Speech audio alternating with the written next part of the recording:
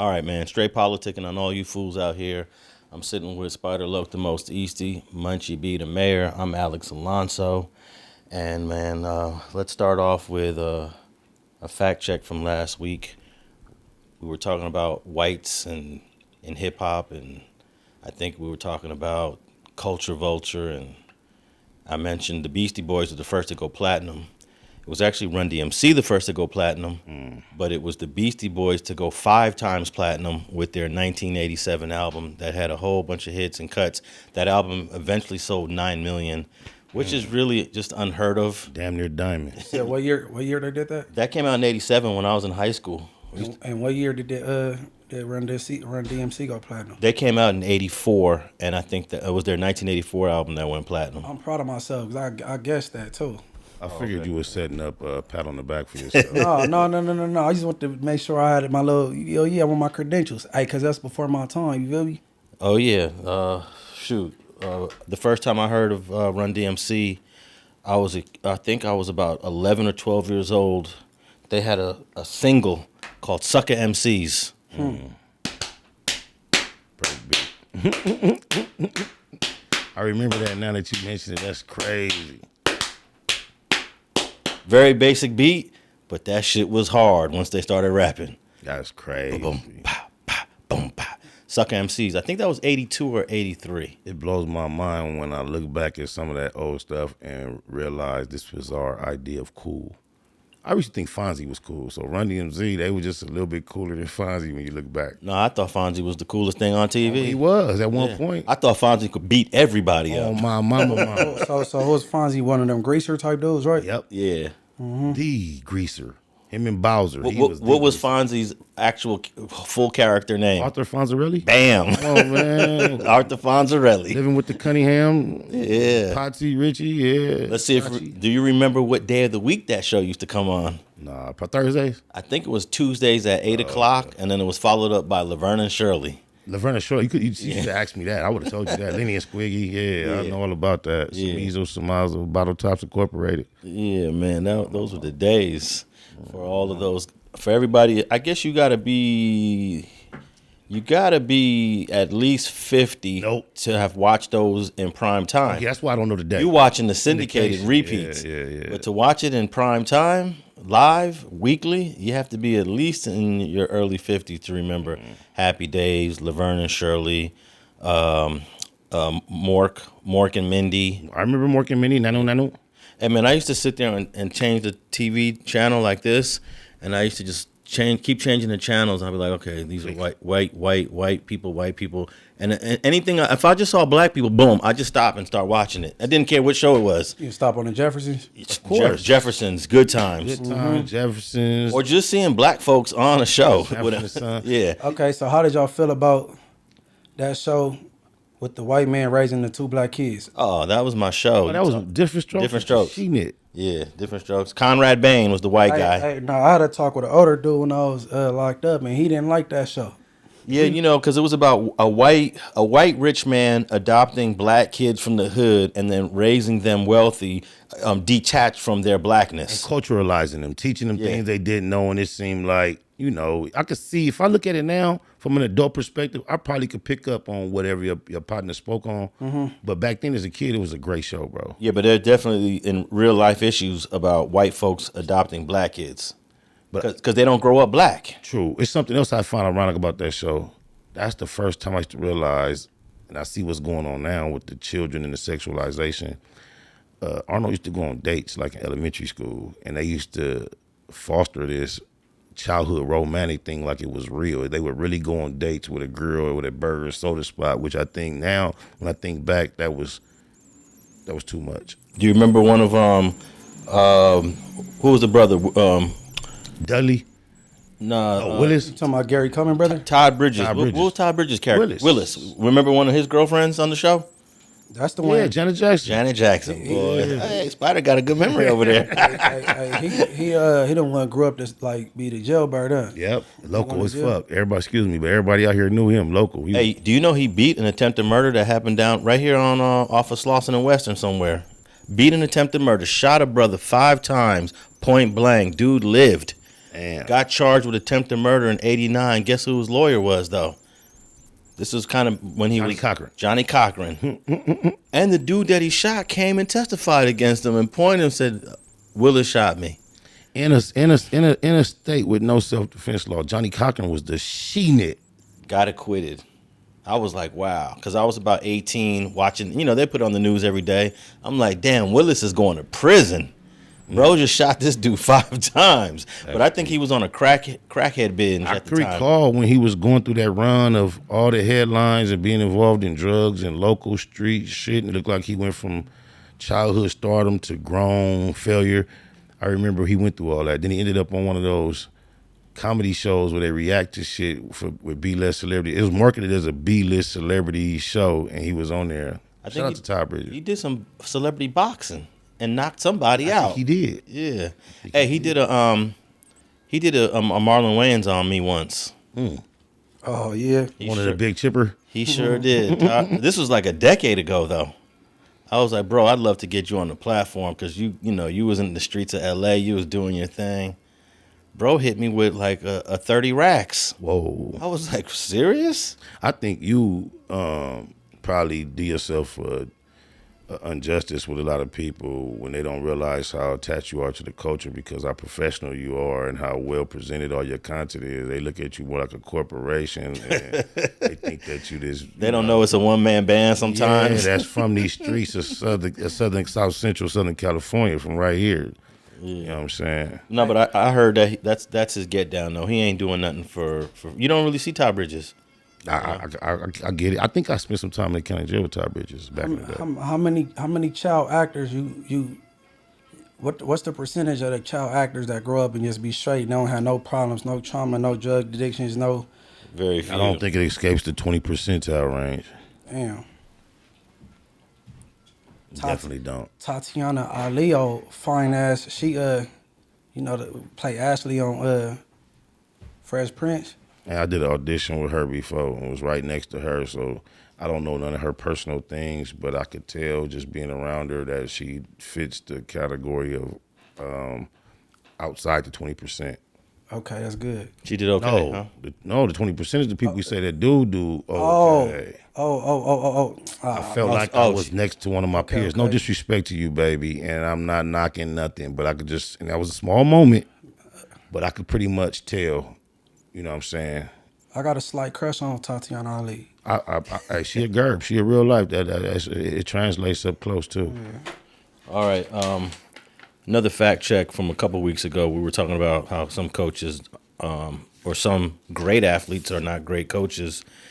Apparently, Larry Bird, although had a short career as a coach, 3 seasons, I believe, from '97 to 2000, ended up with a winning record. A pretty good winning record to where you would think he would have continued, but he quit and never coached again. Hold on. So who coached? Who was the coach and the player at the same time?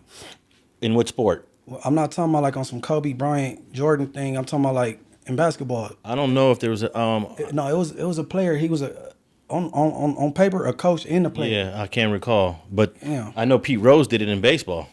Oh, he did? Yeah, he was the manager of the Cincinnati Reds, and he was also the player. It's crazy you said that because I was going to say Munchie probably knows as much as he into sports gambling. And then you said Pete Rose, and I really thought about sports gambling. That shit was crazy. You just gave me a mental. Because he got banned from baseball. Yeah, like you said that shit. As soon as sports gambling came to my mind, you said Pete Rose. I'm like, damn, is he listening to my brain? Hey, Pete Rose was out there. He was in the dugout making phone calls on bets. Kobe? Yeah. And that was, I guess it's obviously it's illegal, but they say he would bet on games where his team was playing, but they said he always bet for his team to win.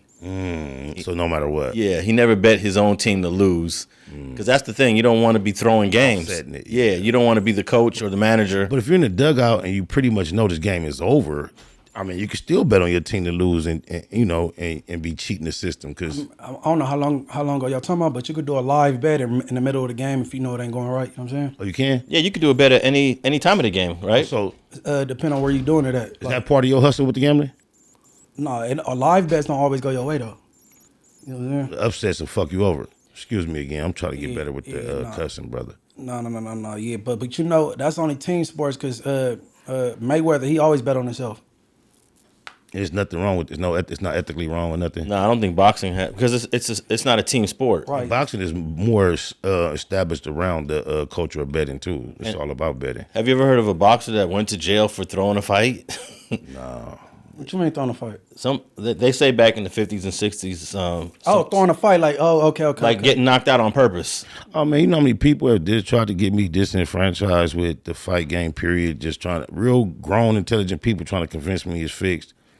I mean, some things I know get tricky, but I tend to believe a lot of what we see is authentic competition. Well, you know, when Muhammad Ali knocked out Sonny Liston and has that iconic photo of him with his hands in the air. Yeah. The Phantom Punch. The Phantom Punch. It's like a graze. And Sonny Liston was the beast. So I watched this fight so many times from so many angles, and I don't see the punch. And then I watched these documentaries about Sonny Liston. He was dealing with gamblers. They were telling him to throw fights. So that might be one of them. The performance may have not been too well. Well, Muhammad Ali turned out to be the great fighter, though. So, you know. But I'm going to tell you this, the times that I have, and I'm not saying I'm no knockout artist, not patting my back, tooting my horn, but the times I have swung and knocked people out, it wasn't the punch I thought was going to knock them out. It's never. It's the punch I thought was too soft. That wasn't quite the one, just barely connected. It's Hey, well, was you scared throwing them punches? Because you know fear turned into agility.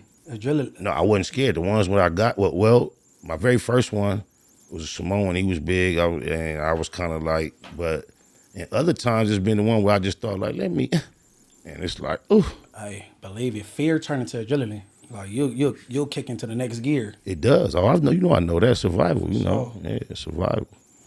All right, Munchie, you asked what was the relations between Japan and USA last week before USA obliterated the country with 2 atomic bombs. They had a decent relationship during World War I, 1914, but then Japan invaded China in 1931, and the U.S. was like, hey, kick back. What you doing? We got a great relationship. They were trading partners. Then they did a massacre. The Japanese did a massacre in China where they actually raped women and killed children during this invasion in 1937. And the U.S. decided we can't trade with y'all no more because y'all turned barbaric on us. And then Japan was like, okay. In what year? 1937 was the rape of Nanking. And America was calling somebody barbaric in the 30s?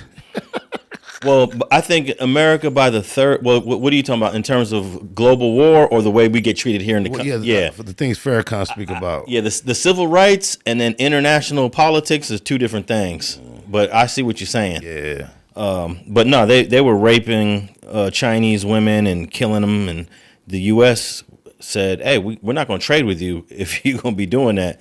So they completely did a trade embargo against the Japanese in 1939, and then in 1941, Japan decided to bomb Pearl Harbor, which was a U.S. territory, killed about 1,400 people.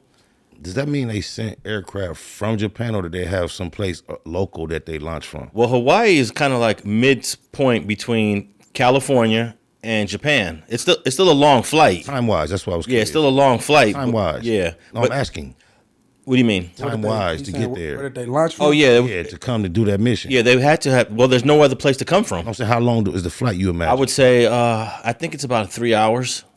But, you know, they fly in different planes, so I don't know if they got... Older, yeah, that was longer. Yeah, I don't know if it's faster or slower. And they're flying single-man jets. Anybody that's ever slid, listening or in this room, could you imagine going 3 hours to go get your man at 40,000 feet in the air? Yeah, they had to... it took a while to get there. I just know from L.A. to Hawaii is about, 3 or 4 hours. So, but, hey, do you feel that Japan bombing Pearl Harbor and killing 1,400 people equates to the United States dropping 2 bombs on the whole country and killing 200,000?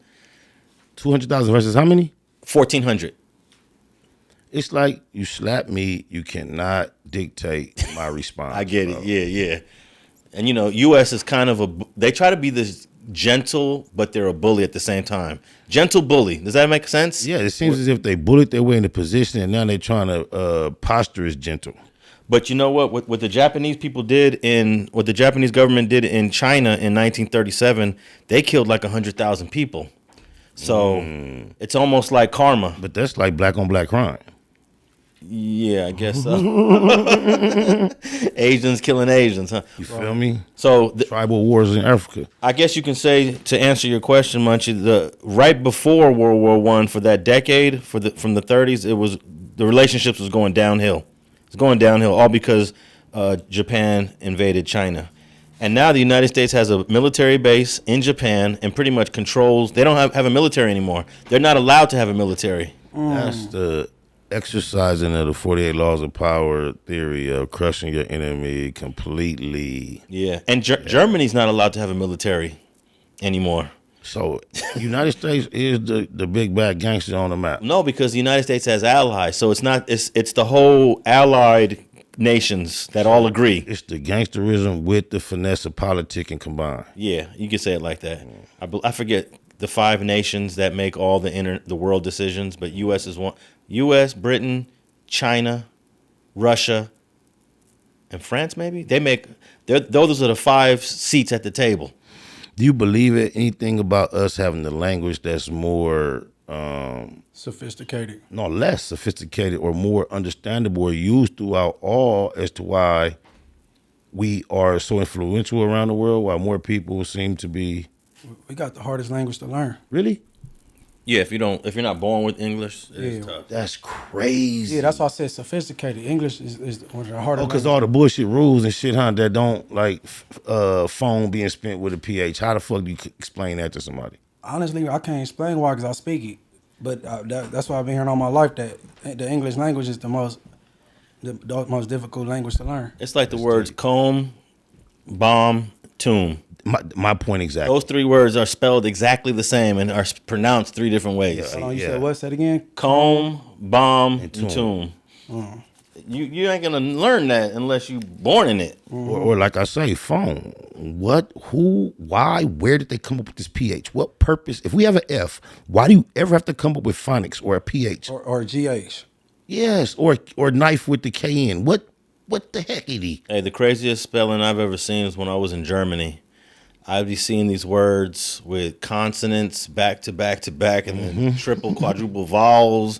And I'm like, how does that even spell something? But that's coming from the perspective of we know English. But it's obviously their language. They speak it, they read it, Or look at Chinese writing, any of the Asian writing. Yeah, I was about to say that when you stop, like when you write Chinese, that's the most. I think that's the most difficult. It's not even letters. You drawing. It's characters. You drawing. I'm from. That blows my mind. Shout out my boy Scrap, Clichy 93 TV. He speaks French, Spanish, English, and I forget the other one, Scrap, but he speaks Armenian. He speaks those languages pretty fluently. He says that Spanish is the most difficult one for him, but I listen to him correspond with Spanish speaking people on a regular basis, and he does quite well. Kobe spoke 4, 5, 6 languages quite fluently as well. Yeah, he knew that Italian for sure. He was an army kid that moved around though, you know what I'm saying? Yeah, exactly. Yeah, I dabble in a couple languages myself, but I would love to challenge myself to learn another language. That seems like the most impossible thing I can imagine. I don't understand people speaking Spanish. It seems like they don't separate nowhere. It's like they're making words, like they're more like humming. It goes together. I don't understand how you do that. The people that don't understand English, they trying to figure out how we do it. But it seems like people figure English out more readily and better than other people figure out any other language. Because they throw into a situation where they gotta learn. Okay. Like being ESL classes, you gotta figure it out. All right, man. I wanted to tap in with famous rapper, another rapper. At least he didn't get murdered, but nevertheless, he lost his life. Rich Homie Quan was found asleep on the floor with food in his mouth before his death. We don't have the official cause of death, but there's a lot of people, rumors about ODing. Someone said something about foam in his mouth. I'm not sure if it was the brother that found him. But let me just read a couple of quick sentences here from a recent article. It says, more details have come to light about the death of Atlanta rapper Rich Homie Quan. The release of a police incident report reveals the rapper's brother's food. The rapper's brother found him asleep on the floor with food in his mouth hours before his death. On Monday, the Atlanta Police Department shared an incident report that gives accounts of Rich Homie Quan's girlfriend and brother, the last people to see the rapper alive the day he died. Rich Homie Quan's brother reportedly told police that Mumford, that's his government name, woke up around 9 a.m. and no, he woke up around 3 a.m. and saw the rapper asleep on the floor by the kitchen with food in his mouth. His brother told the officers the scene was very unusual, and he picked Quan up off the floor and put him on the couch. And then that's when he realized there was no response. That's crazy. I heard a report that a female found him. Well, there was a. That's your tablet, Alex. Yeah, I realized that. I think I heard something like the girlfriend planning on suing TMZ for releasing the 911 call. I better take it down. It depends on what state. Some states 911 calls are public. I don't know what Georgia laws are. So if 911 calls are public in Georgia, there's nothing she could do. What you think she feels ashamed of the fact that she didn't have enough urgency in her call? I didn't hear the call. Oh, it's very lackluster. You think so? Well, that's what the majority of people seem to think. And she didn't seem to be in too much of a panic. I'm not judging her, but some people react differently. Maybe she didn't realize the actual condition he was in, but it didn't seem like she realized how serious it was. I think the people are nitpicking at You might be right, every Alex. single sentence, every single word. Right. And I don't want to be a part of that, so you might be right, bro. And I here's another thing I realized, and we'll get back to Rich Homie Quan, but when it comes to grieving the death of someone, I hate when the police say he didn't seem sad. Yeah. He didn't cry. Everybody grieve different, everybody grieves differently. Especially when you're dealing with the shock of the actual situation. I've seen so many people get lined up by the police because their grieving wasn't grieving enough, and then turned out to be innocent, of course. There's a video of a female teacher, Caucasian, school shooting, children in the class, and she's in the midst of it, and she's trying to barricade the door, and she's turning around, and whatever child is filming her, like, what the fuck you laughing about? What's funny?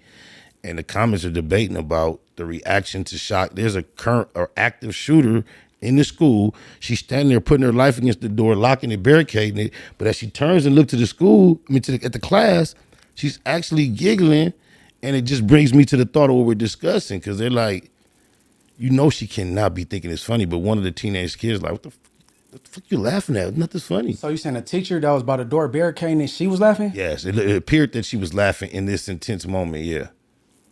And some people were like in the comments explaining that some people's initial reaction to the most intense moments is laughter, even when they're fearful, angry, or whatever. That could be a thing. I don't know. That could be a thing. Yeah, I think a lot of people might be over criticizing the way she communicated that 911 call to the dispatch. And, we expecting her to say this and say that. Well, I wouldn't have said this. I wouldn't have said that. I would have spoken this way.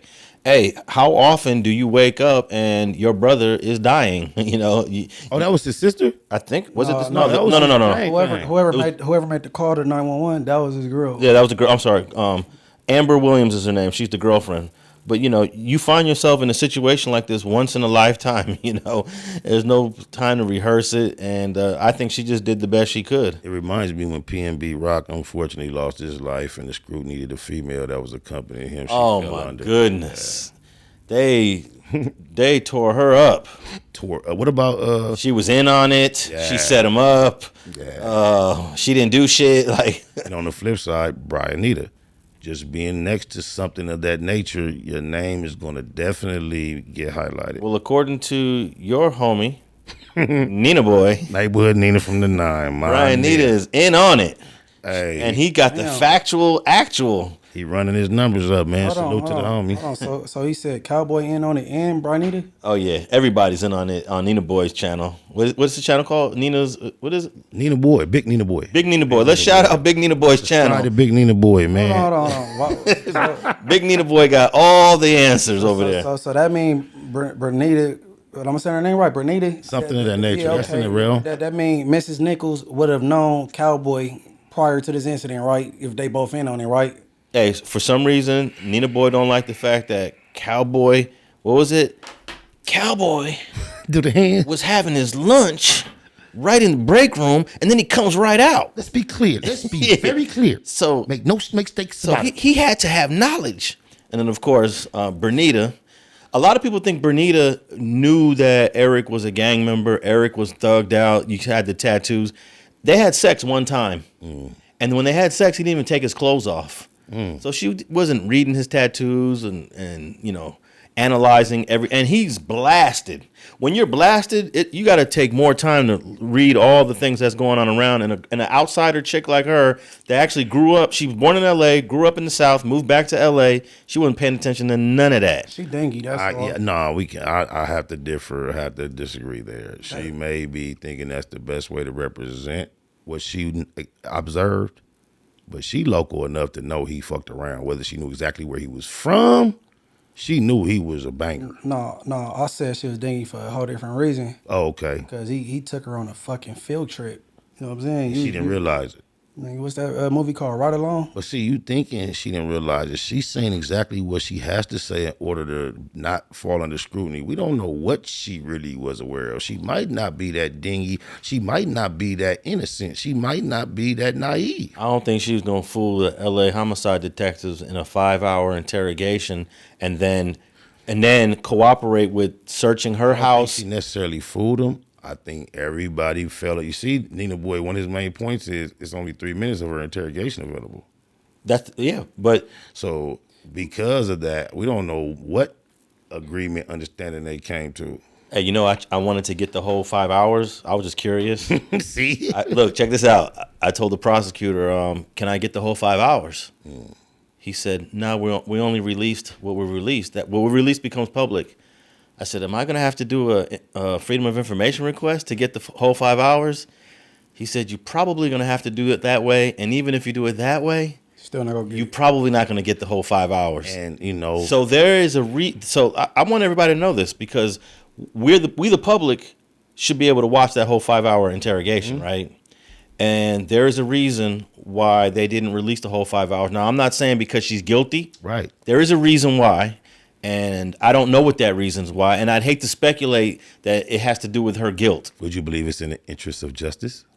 I would have to, without having any information, because the defense has access to the whole 5 hours, and they chose to only release a little bit amount. So Eric Holder had the opportunity to say, hey, I want to release this part, and that part. And they chose not to. So both sides agreed. And I have nothing I can say about it. That's why I view it as, for the sake of the prosecution's case, they got her together, man. No, I think it was, man, they came, or you know you got to approach this with caution because this is a sensitive subject to the world. So a lot of them hours may been things that protected her. You know what I'm saying? Because she might have said something that ticked the world off her fans or, you know what I'm saying? You still got to protect your witness. And it also, I imagine, would cause her to look a lot more like an accomplice than they would desire.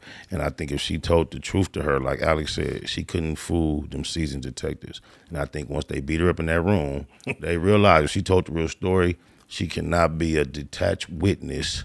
We need you. If you need the immunity, you want to walk, we know this is not really your business. But by the letter of the law, she was guilty, bro.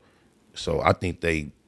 Yeah, but those laws recently changed. Correct, but the aider and the better shit, you got to have more concrete. That's what I'm saying. Information, and I think she was a lot more aware than she is allowed to express, bro. So basically, you say she knew he was about to get out the car and do what he did. Do something, not necessarily to who, but when I'm a joint. Used to be a joint. When you got a female you trust to be in the car with doing all that, man, she knows something going on. They only knew each other for 1 month, but you trusted her enough to be in the car doing whatever you was doing. She knows something's going on. You're not talking about somebody that's working with a full deck, though. What you mean trust her? Her or she? Him or her? Him. He's not working with a full deck. And like you alluded to before, she not the most sought after woman out here. I'm not trying to incriminate her. No, I'm not incriminating her. No, I may appear to be, so I'm gonna leave it alone. No, I'm just saying she's not the most sought after woman, and he could have her go left, go right. He was using her as a ride everywhere he went. Call her, could you ride me here? Could you come here? Could you give me a room here? Like, getting rooms, food, dinner, lunch. That's how you use them females that ain't got the best confidence and shit. You know what I'm saying? But you know, when you loading up, when you pulling out, loading up, park here, park there, and you got to say, oh, I know you ain't finna shoot out my car, and then I'll go over here, get out, all that, bro. You got some type of indication a nigga on. But I think he de-escalated any tension in that car when he just started eating his food. He just started eating his food. So she probably just thought, all right, he's going to eat his food, right, and then we're going to roll out. And then before he finished eating his food, he tells her, I'll be right back. That's why I should have been a lawyer. I think I missed my calling. I love this shit. Hey, bro, and keep in mind, she ain't never denied that she seen him with guns before. She said she seen him all the time, even at the uncle house. Uncle Harold's house, right, at his place. Yeah. He stayed strapped up everywhere he went. So a lot of people be like, he had 2 guns on him. That means he came to do something. Well, he had 2 guns on him every day. The judge gave him 60 years. The Yeah. system was involved in shaping this case from the jump, bro. All right, but back to Rich Homie Quan. He was 34 years old when he passed, so young. And bless his soul. And I really just wanted to tap in with, if it was overdose, you know, down south they like to pop the pills and drink the promethazine. Why you laughing? Because he didn't say lean. He put yeah, promethazine. You know, there's a rapper that actually says the whole thing. That phrase? That says. Oh, that's what it comes from. Yeah, and when he had that bar, I forget who was that. Oh, Pimp C? When he said the promethazine, I was like, "Ooh, that's a nice bar." Yeah. Damn, who said that bar? I noticed what you didn't notice. Yeah. The alliteration of the popping pills, all the P's is what I heard. Pop, pop, pop. And it might be too early to speculate, but there is a chance that fentanyl-laced drugs was my first assumption in his system, right? Because that's my first assumption. That's what's happening. Everyone that ends up dying from a drug overdose, we find out typically so. It's fentanyl. Yeah, and we're no fentanyl's around us here in LA, and a lot of us, not me, but us as a people, we like to get high, we like to drink promethazine, we like to pop pills. Does it concern us because our friends and our loved ones are possibly can be with a fentanyl laced whatever one day? Not you. Go ahead. Go first. I know it's possible. It's highly likely. I ain't concerned though. I mean, I think everybody that do drugs, they know the risk they running with the opiates and all that these days. You know what I'm saying? Do you think people that are into certain drugs don't mind the fentanyl? Like they like the high from the fentanyl, or are they completely ignorant that there might be fentanyl in the pill? No. The people that's overdosing, I don't think they aware that it's fentanyl in these pills and they overdoing it. But there's people that prefer fentanyl, they go buy that and use that. But see, if you're not aware and you overdo something that you don't know that is consumed in this pill, that's something different. But I've heard of people that prefer it. They do fetty, like that's their thing. You know what I'm saying? Yeah, I heard it, but I didn't know how widespread it is. Like, dude, you know there's fentanyl in there? Yeah. And you still want it? Yeah. Yeah, but long as you aware that it's in there and you know what you're doing, you know what I'm saying? Like, you know, you usually pop 2 perks, but now you done pop 2 perks with fentanyl in there, and now you threw off. Now, you know what I'm saying? You just ain't know what you taking or amount. Yeah, another element, because that's the OD too. It was the same thing with heroin. You enjoy to indulge, but there's a chance you might do too much. That's when you're taking fentanyl knowingly. The real thing is they making these fake pills that may or may not have fentanyl in them, or if they are guaranteed to have fentanyl, they may have too much. And after you just think how they crack down on the prescription gang. Now you're addicted when you can't get that real deal, and there's this plethora of fake pills available, and you get away with it 50, 60, 70, 80, 20, 300 times, and you popping 5, 6, 7, 8 of them a day or whatever. You don't realize how quick your turn gonna come or how many chances you're actually taking. I get concerned because I've lost multiple personal friends to overdose since the crisis been going. Yeah, Russ Whitney, my boy Ricky Slick, his boy Frost from Front Street. There's others that's not on the tip of my tongue, so I see how close the she-knit can get. Because I had a couple people talk about buying stuff, and I would hear the conversations, and I would hear like, make sure that shit don't got no fentanyl. I don't want nothing of fentanyl. Make sure you know. So there are people that are consciously trying to buy their shit without fentanyl. Yeah, but you telling them to make sure, and they don't even know how to make sure. Exactly. Yeah, there's no way, huh?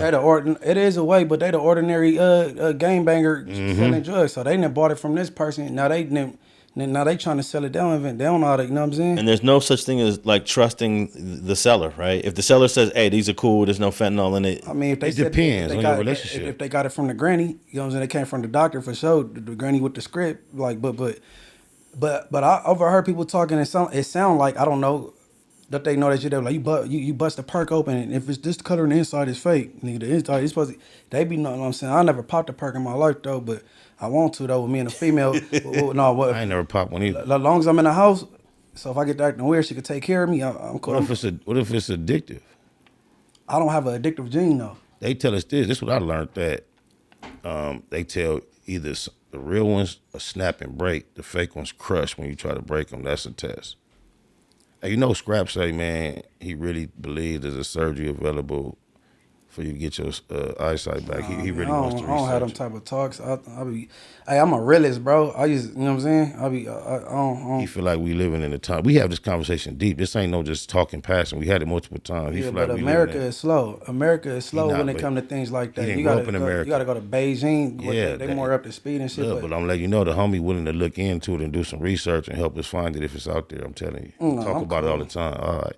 yeah, I don't even that type of shit. I don't even entertain. I just keep it whooping and shit. So if you had went to a birthday party and a surprise present was a consultation with a doctor who said he could guarantee you it get done, you wouldn't be interested? I mean, it's a gift, right? Yeah. It's a birthday. I mean, I will receive the gift, but I ain't like. Say less. My bad. It Say ain't nothing less. I'm about to like go searching for. You feel me? And then I didn't mean even put that in your mind to think like, oh yeah, my bad. How did you get on that topic? Oh man, Scrap you know, says it all the time. Spider get the swoop it. Scrap says it all the time, and then it just crossed my mind. We had a dead with nobody talking. Okay, but you was wrapping up your whole thing about the pill and the perk and My bad. Straight politics. Said crushing and solid or whatever, but Yeah, when you break it. Certain people, I mean, Brick Baby seem like he sounds like an expert. No, he say No, why was he on my mind? no. I never heard him talk, and he was like, it seemed like he a expert in that lane to know to how to eyeball like, oh, they ain't it. Like, No, that's the problem. The people who are experts in the field feel like they can eyeball, and they get the eyeballing, and then one time the eyeball don't work, and it's the wrap. No, but there's some people out there like that know that's not. No, it's not they're taking fakes on purpose. No. I know it's people like that, like Kodak Black, that rap about. But it's way more. I'm saying there's people out there that know what they looking at, like, that ain't him. That's what I'm saying. No, this is the thing, Munchie. That's not the issue. Everybody that's a gremlin is taking fakes, bro. It's not enough real ones going around. So what I'm saying is some of the fakes, they'll take them. You could look at them and say, oh, it's a fake, but they still taking them.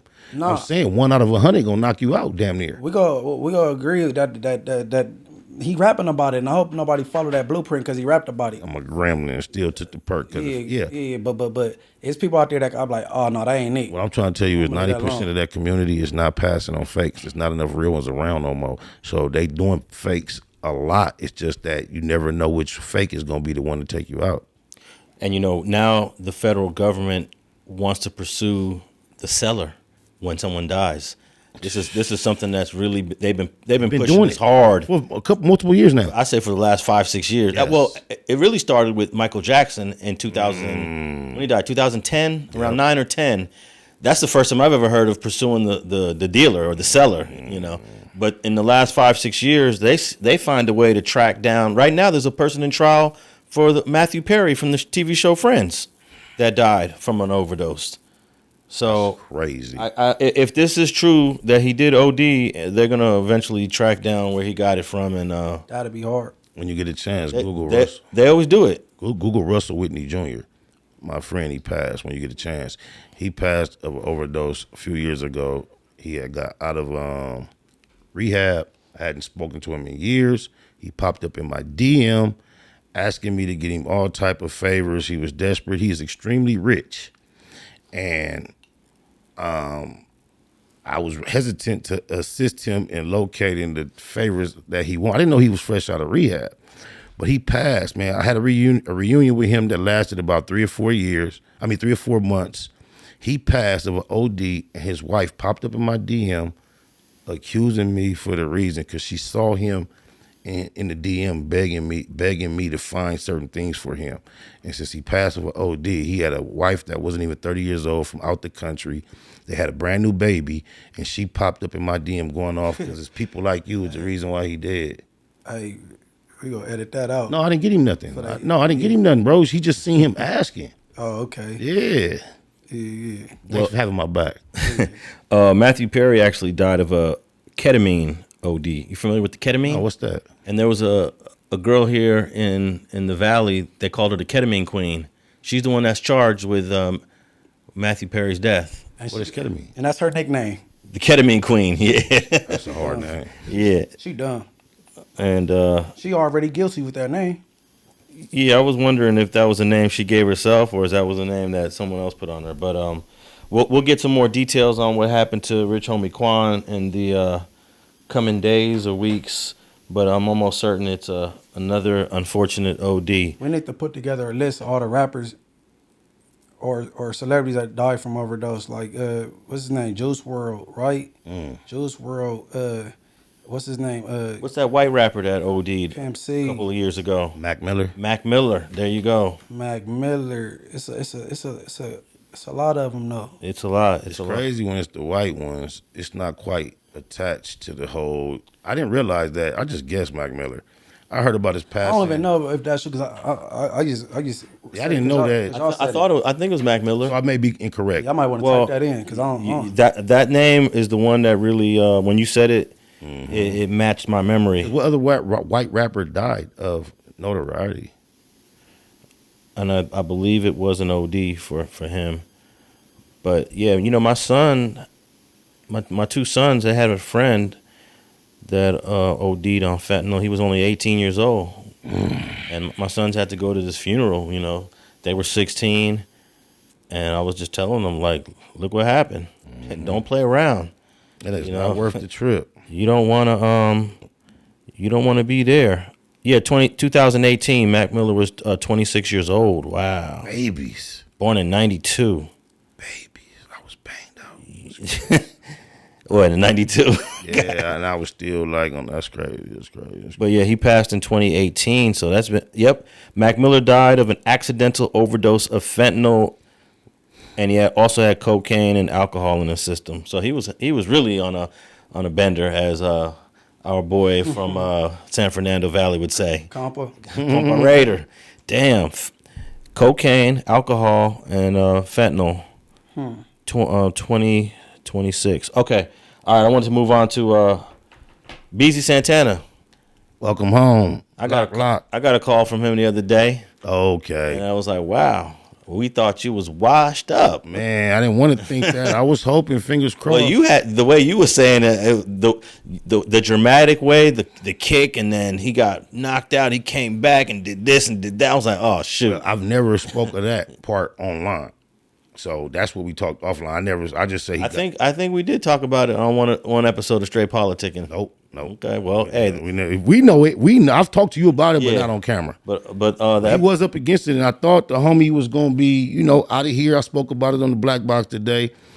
And well, hey, you go ahead and continue. But yeah, I thought he was out of here too. I ain't gonna lie. No, I was just gonna say that I chopped it up with him. I think he's out on bail, so he's still fighting it, right? I thought the charge. See, I was told before he got out that the charges had been dropped. Didn't I told you that a few weeks ago, didn't I, Munch? Mm-hmm. So I believe the charges were dropped. Yeah, I think they lessened the charges. Or lessened. Okay. Yeah. Okay. So whatever the case is, he's about to he's free, and he ain't gonna get washed up. That's the fact. Good shit. It sound like he dropped it to like a GBI or something. Okay. That's what it sound like. That's what it do, man. But I was watching your video on a Black Box talking You about seen it? you were talking about Beezy being home, and then you said that Snoopy BadAzz called him up. Yeah, I have no idea what Snoopy. I mean, my bad. I apologize. I have no idea what goofy rat ass thinks, assumes, figures about myself and Keyways. However, I've never had a conversation with Beezy about Goofy, but for some reason He felt motivated to reach out to Beezy and make an appeal for Beezy to try to unify with him or make some type of alliance and exclude me and paint me as the bad guy that's trying to. That will never work, Snoopy. Never. That ain't never And ever gonna work. Blackball him. Wow. From what? YouTube? He said he told Beezy that I'm attempting to blackball him. Oh yeah. You did say that on there, but I was a little confused on blackballing from what? That was my whole point of confusion too. I just find it comical, bro. Extremely comical. No, I think that bro's blackballed himself over the years. I'm learning like he did a video on Big Y and how much love he got for Big Y and this and that. Man, Big Y did not mess with you, bro. Since 2019 because Big Y said you are disrespectful. I got this from extremely credible sources. Unfortunately, Big Y's not here to tell the story. Rest in peace to Big Y. And Big Y probably wouldn't even waste his time telling the story because he was a mild-mannered brother. Right. He didn't get in front of too many cameras, and if he did, it was all about music and business. Shout out to my partner Craig. I had a venture called Urban City Network a few years ago that's been halted, but my partner Craig got a lot of text messages he wanted me to provide for you of Snoopy BadAzz going bad on Big Y after his passing, so I'm going to make sure you get those. Oh, okay. So, yeah I don't want to say where I'm getting this other information from because it's part of a bigger project, but bro, you called him a fat ass in a text message, and people a fat bitch, and these text messages have been saved. These DMs have been saved. Yep. And you disrespected Big Y. And I bring this up is because nobody's blackballing you. Just people, you rubbing people the wrong way over the years. And that's just one example of probably 20 that we could come up with. And if Hassandra Campbell was successful, how can you be blackballed from this shit? He turns his camera on himself, Hassandra Campbell. Oh. Hey, but he claims that YouTube is blackballing him. He's delusional. Yeah, he is. He's consistently doing the most hugest numbers, and if they're not as great, it's his peakest moment. Yeah. Somehow it's a conspiracy. If he gets 200,000 views on this one, but this one only got 50,000 views, oh, YouTube is playing with the numbers. YouTube don't want you to see this. You know? If you don't realize it, y'all, this real YouTube audience is more intrigued by you weirdos than they are the authentic, real, uncut version of what we talking about. So, Snoopy, Goofy, rat ass, turn your camera on you and get consistent.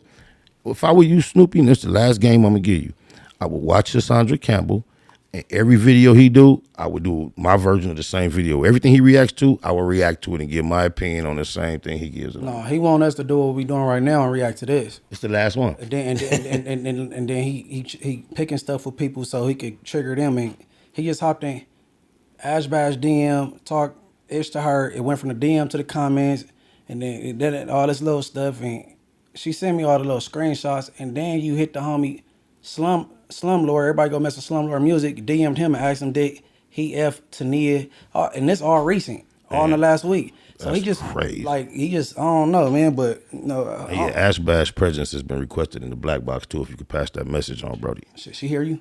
Salute. And there was a time Snoopy wanted a feature from Ash Bash.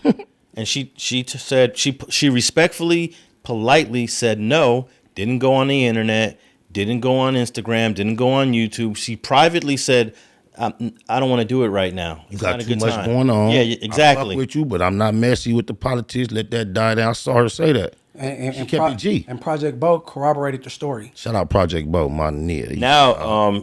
Now Project Bo, Ash Bash, they're all enemies now of the boy. Yeah. So it's not no one blackballing.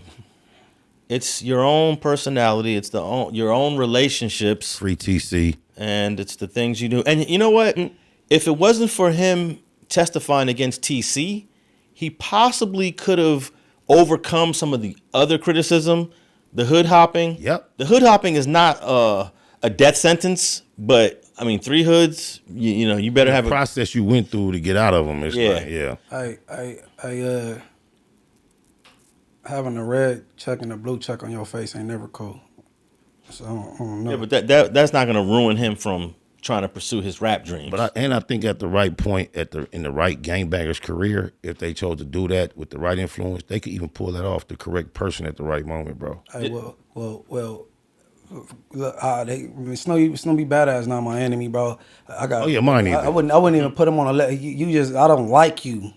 You just a weirdo, and that's it, bro. An enemy, that's giving them too much credit. You just said you was gonna kill me because Crash didn't put you on the list higher than Ash Bash. I don't know why I had to get killed, so that's what I've been on, bro. I don't know why you would have killed me. Damn, female's not even your competition. It's two lanes in rap. You got the women, you got the men. Why would you even care where a female at on the list? He roll his neck and pop his eyes and roll his eyes. I don't know if females is competition or not, bro, because he do it harder than them. Yeah, somebody put in the comments, that's got to be the sassiest brother I've ever seen. Oh, my mama. Oh, you just can't. Oh, Sassy BadAzz. Oh, my mama. I got a. Oh, you got a new name? You got a new name. Yes, nigga, Sassy BadAzz. Okay, I'm right. Goofy BadAzz. That's a rap. It's Sassy BadAzz Sassy now. rat ass. Hey, when I meet sassy dudes, I kind of attribute that to you grew up around a lot of women. You had a mom, aunties, no uncles, no daddies, and you can't control that. So I don't really hold it against them. Well, most of the time they're not gay. I lived in the house with my mama her whole life. She got 3 sisters, one brother who spent most of his time incarcerated. My father was like over there mostly, even though he a big old masculine muff. Yeah. I grew up around basically all women, and so it's not. I guess it can be exception to the rule. You might have a point. Nah, but you must have had some sort of male. Oh, I was in church. Influences oh, yeah, around Brother you. Jones, Yeah. I love you. Rest in peace. The deacons, I had some strong knees around me. Then my daddy is a strong knee. I got big brothers. They just wasn't in the house. And even though your dad wasn't in the house, he was in my life. He was accessible. What? Yeah. Extremely. Love you, Big Tommy. Extremely. And, and Snoopy hadn't had the greatest life. Let's just keep that real. You know, his father got killed when he was 1. His mother got shot and paralyzed. So his father wasn't even there. You know, I don't know if his father would have been accessible or not, but a lot of the sassiness comes from dudes that just be around women growing up a lot. You know, I was watching an interview with Tupac once. Don't do the homie. Nah, I got to keep it real. I'm not hating. I'm not hating, but I saw him do a gesture that looked very feminine. Did he have like a step flat top and a tank top on? I don't remember. But then learning his background and his history, growing up around a lot of women, single parent, he was completely a man, no doubt. You know, I'm not, but there was a little feminine flair to one of his gestures. I was watching the interview. I was like, oh, okay. He was raised in a school of the arts as he was being groomed as an adolescent to a young man. So there's no doubt he adopted some tendencies that wasn't off the block. I don't think that thugism fell in his life until after that came. point. Yeah, that came later. Yeah. Hey, watching Will Smith, I used to think this dude is sassy. Oh, yeah. AF. Like watching Fresh Prince of Bel-Air. It's crazy you said that because I promised you, my mama last week I started watching Bel-Air for the first time. I kind of like it, bro. The new rendition. I didn't know I was gonna like it, but I like it. Oh yeah, I fell off of that. I got to get back on it. But there have been allegations that maybe Will Smith goes both, that way. Bro. I think the court of popular, I think that's understood. Yeah. But I think I inadvertently created a new name. How much? I think so. Sassy BadAzz. Sassy rat ass. That's actually funny. No, you gotta keep the bad there because you got bitches that got bad is like a baddie, huh? Yeah, bad bitch energy. Okay. Nigga, you Sassy BadAzz. Hey, so how did Beezy end up handling that conversation? How did it finalize? Well, when he was giving me that report this morning, I'm laughing. He was like, hey, let me take this call. He got off. Then I did my live. I sent him the link. His comment was like, I'm gonna check it out. I don't know if he's seen my clip yet or not. So that's the homie, Loc. It don't matter. Snoopy BadAzz is out the P9E nigga. Real ones don't fuck with them. And I did a dope interview with Beezy Santana. I'm going to say, that might have been 2015 or 16 when he was on the block with a bunch of homies. They had to be about like 6, 7, 8 deep. And then shortly after that interview, they were in a high-speed pursuit with the Los Angeles County Sheriffs. They went live on Facebook.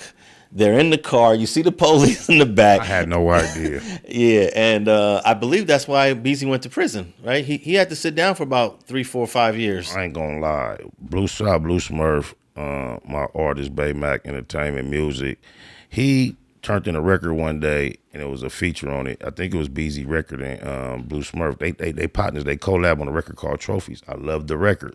So I wanted to shoot a video. I produced the video, executive produced the video, shot it. We all hung out. We did the thing. That's where Beezy came through in my life. But throughout that process, we was in. What year was that? It's like 22 maybe. Okay, so he was already home then. Yeah, he had just came home, so I didn't know what he had went to jail for. Okay. But he had me in Wilson Park.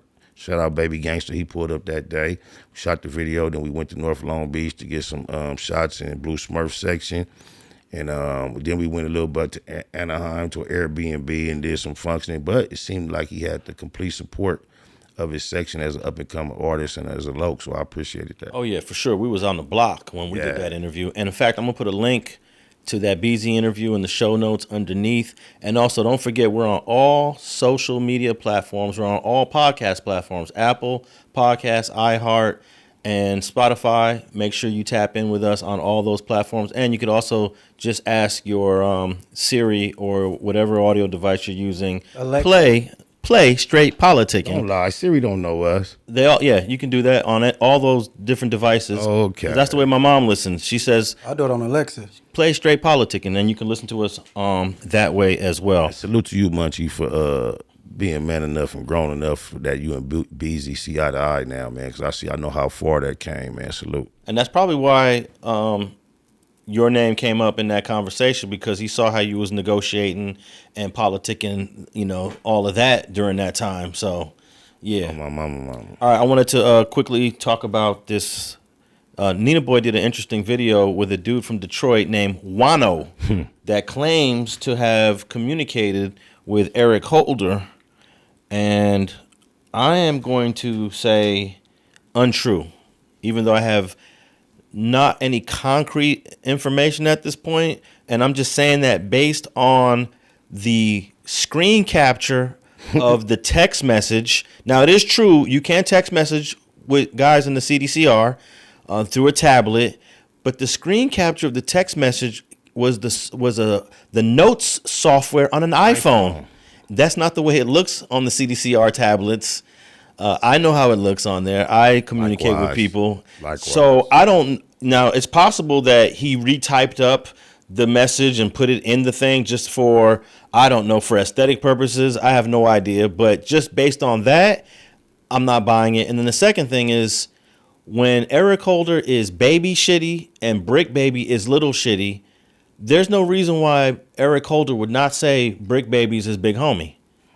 And he's saying that that's not my big homie, and he's going big on Brick Baby. But when you go to the name, he says he's Shitty Gangster. Yeah, Shitty G. Yeah. Shitty G. Yeah. They said G stands for gangster. Yeah. So I know in the older days, you got some bloods named Loc, but if you came along in the era where you are a contemporary of a Brick Baby or something like that, you not been finna be from 60s naming yourself gangster nothing. If you from 60s and you got gangster in your name, you have to be like almost 70 years old. You gotta be pre 1979. Exactly. Yeah. Exactly. It's just like my G homies that had dog in their name. You didn't hear that after the mid 90s. Yeah, that's actually another good point. Yeah. Why that's a questionable interview he claims he's got. Shitty. But when he said what he said he an affiliate of me. Like, talking about, like, cause you know how people have the same name, but it's a little different, but it's from the same tree. I kind of interject. Keep your thought. So like, and then for what you said, you know the Bloods were saying Loc first though. The blood, like the Loc thing was a blood thing first. DJ Quick, they stole it. DJ Quick got a song called "Loc'd Out Hood." That's why I said, in order for you to adopt those certain terms as an official gang member, you have to be from the earlier days when niggas wasn't paying attention to all that little wordplay and every little shit. Feel me? That wasn't the way it started. Niggas used to say words the way they would say it, everything. But ain't no 60 from Eric's Holder generation gonna have gangsta in his name. That's my point. Unless it's like Gangsta John, Gangsta Rob. It's gonna be no disrespect, a K by it. If you have gangsta in your name, it's gonna be a K. Yeah. He said he think it stand for going. Shitty going. The G stand for going, like you trained to go type shit. I thought it said gangster.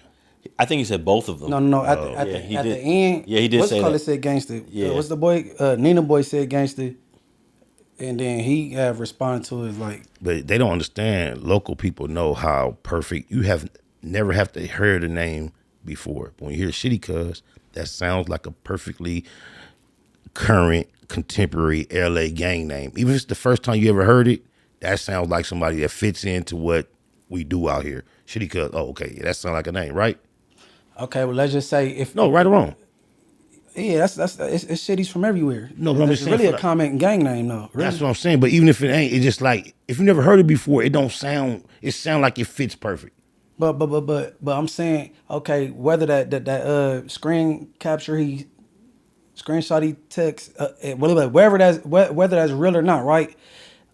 He baby shitty and he might just be upset with Lil Shitty and being rebellious, like nigga, I'm Shitty G and trying to separate himself. You know what I'm saying? Yeah, it could be because he don't like how he taken to the internet. But how did he bump into this Detroit blogger with Boy this said he small went looking following? for her. Okay, do you think he could have run into a fraud because he haven't spoken to him on the phone? This is all digital correspondence, bro. He could be talking to a whole different Eric Holder. That's or so. You think he got a CDC number and all that? Well, there is another Eric Holder in the CDC. There's two Eric Holders in the CDCR. The other one's older. But I have no idea who this guy's communicating. It just didn't seem like an authentic communication from Eric Shitty Baby Shitty Holder. Yeah, it was too like. So could you produce authentic look on how that look when you talking to somebody via that way? Yeah, it looks like more like an email. You can show one right here. I'm saying when this go up, you gonna be able to like, throw this in here somewhere. I'll show what it looks like on the tablet. Like how you showed those motherfucking FaceTime differences. Yeah, that was hard. Well, it definitely doesn't look like the notes program in an iPhone. It does. Other than mine, my screen is blacked out, so I don't. Mine is black and yellow in notes. Hey, he sound real convincing. When people that poised, when they lying, they dangerous, bro. He sound real convincing. Like at least when Loose Cannon lie, we know he lying. we know like that's a lie, but oh boy, he sound real convincing. But he has so much obviously untrue content. It should still be obvious he can lie at any drop of a dime. And why did Nina Boy really gravitate towards this dude in Detroit and I guess give him some legitimacy and authenticity to his story without fact checking it? Because he told no. Nina Boy told him to come back with the receipts. Oh, he did? Yeah, he said they go question this. But they went live together. Right, and that's when he told him like you got to have some receipts. They go question this, right? Okay, but so Nina Boy did say that. Nina Boy on his grind, bro. And what Nina Boy has realized, no matter what he does, because of who he is and how he expresses himself, he keeps realizing people gonna keep trying to judge him, tell him where to critique and do all that. He does not give a nut. He is trying to do his best rendition of himself and keep his numbers up the best he can. And if you notice, since the Keefe D Tupac shit, he kind of figure out this is a lane where he's getting his optimum engagement. And I just think the homie is looking to tap into anything related that can keep that momentum going for him. Can that kind of backfire on him? Or, definitely so. Or because he's in Vegas, away from here, he can get away with it? Well, I don't mean personally backfire. Go ahead. Vegas is California. They might as well name Vegas, Nevada, New California. Like, you know what I'm saying? The fact that it could backfire, I don't think has nothing to do with the fact whether he's in Vegas or California. I think the backfire has to do with the viewers that are online putting him in a certain category, because it seems like people keep accusing him for being less than G for the depths that he goes into these legal cases.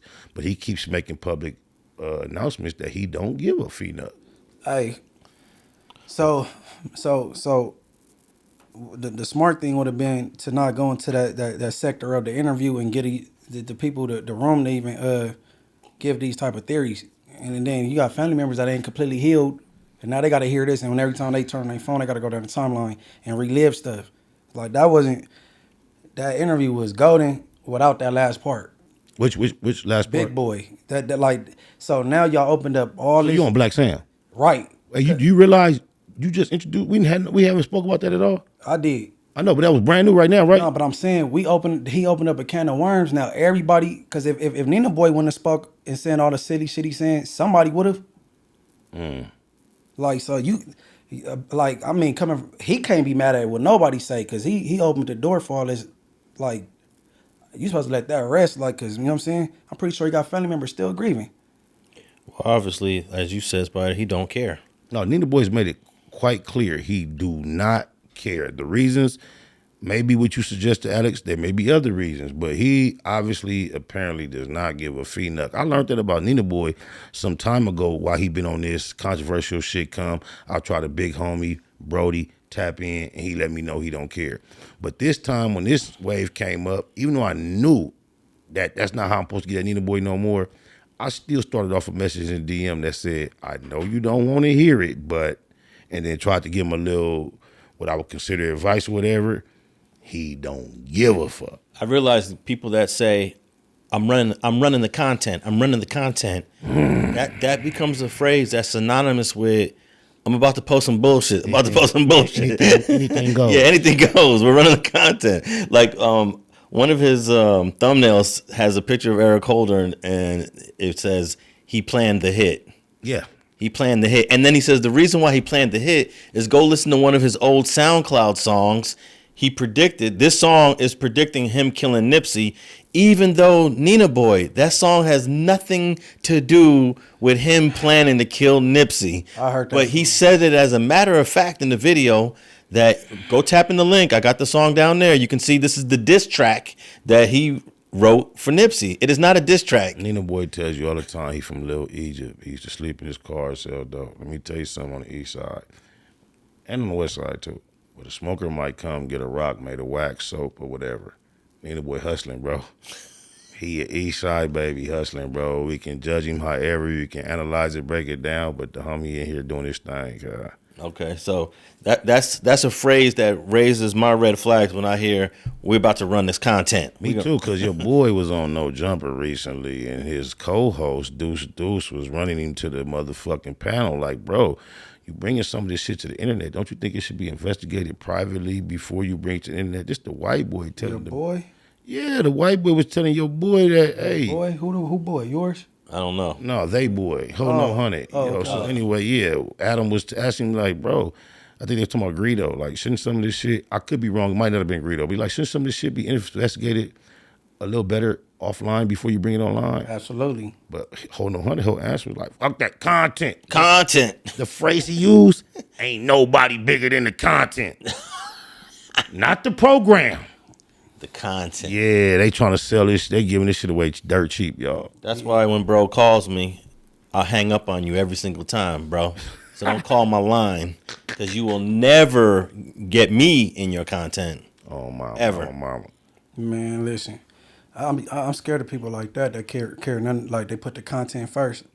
I don't that's crazy. Like the video I did where I broke down how the FaceTime video never existed. Mm-hmm. Do you know how long I thought about that video? I'm glad to know that, because if you just came up with that like that, no, absolutely not.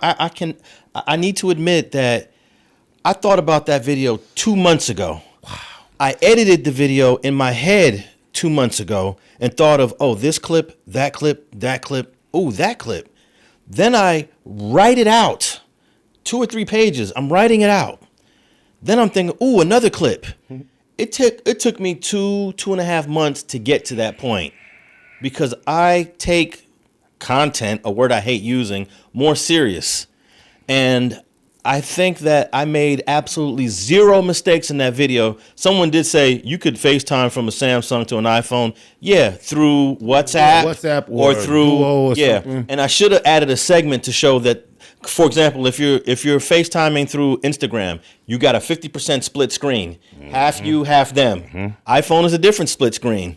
So someone trying to nitpick. But that's a small percentage of viewers that even tried to find a hole to poke in that issue, bro. But if we're going to run content, and if the content is going to be bigger than the program, let's spend some time on the content, not just rushing it like you just said. Adam just said, you just dropping some content on my table like that. And Adam, as much as we know, Adam is not of our culture. He got his, he knee deep in with anybody that consider themselves media personalities out here from a culture.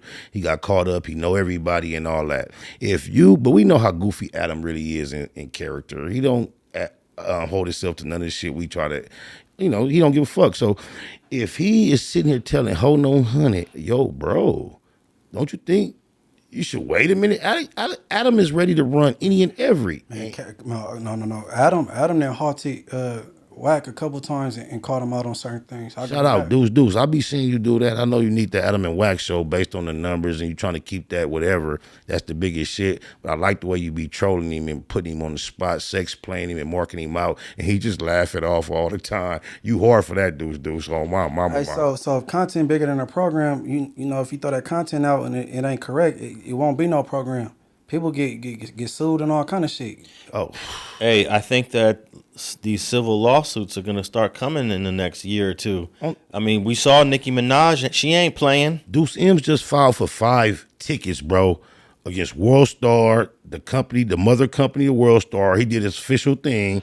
Hold on, honey. You know what's happening. Shout out Deuce M's, Damu Kiwe Conversations, Big U, all that. Oh, my mama. It's a real one going on.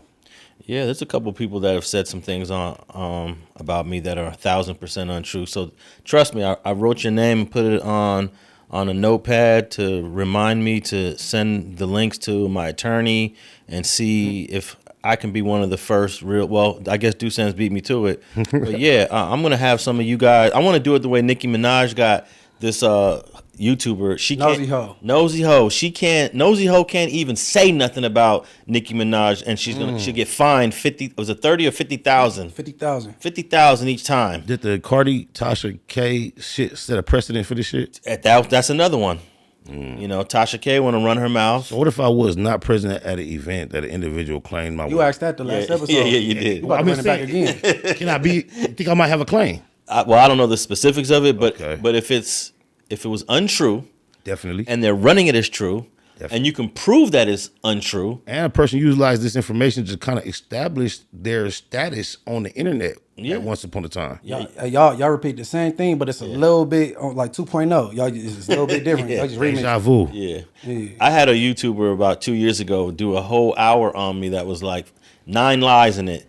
So I sent it to my attorney. I was like, hey, I think I want to sue this dude. The attorney said, it only got 150 views. There's no damage because of the view count is so low, you know? That's somebody with an impeccable reputation that's concerned about that. I salute you. So hold on, or like I said, y'all repeated yourself from last week, but last week you said, because no, It was just last week? Spider said That's crazy. He said he look at Nicki a little different for even entertaining that woman with the small platform. But you said, well, what if this lady tweet this and somebody retweet that and they get around it? Please do me a favor. When you edit this, Alex, put me saying that in because I'm drawing a blank. Go ahead. Yeah, small platforms matter. Right. So I agree. So back to what your attorney said. That person with that 100 subscribers could have got retweeted by somebody from a bigger platform. Yeah. And just like you said about Nicki, when Spider said what he said. I agree. I want to run the 100 view dude off YouTube if I could, but at the same time, and every time he posts about you, he give you $50 because he don't have it. yeah, but there also has to be an element of damage done to you, and it's hard to argue that a dude that has a video with 150 views has done any serious damage. But yeah, Munchie, like I said before, I think it was 2 weeks ago, if someone retweets it that has a bigger platform or reposts it, boom, that's when the damage starts coming in. So if I'm marketing myself as a Loc, the definition that we know as a Loc for all these years is The judge ain't gonna like Loc, but go ahead. There's nobody to refute this. I got a gang expert that I could bring to court to help kind of articulate what I'm saying. And if no one can refute this or is attempted to refute this widely, including yourself, bro, just think how we bond. You just think you know this landscape out here better than me. Nobody is attempting to refute that I'm a Loc. I kind of like build my brand on the fact that I'm a Loc and that it's true.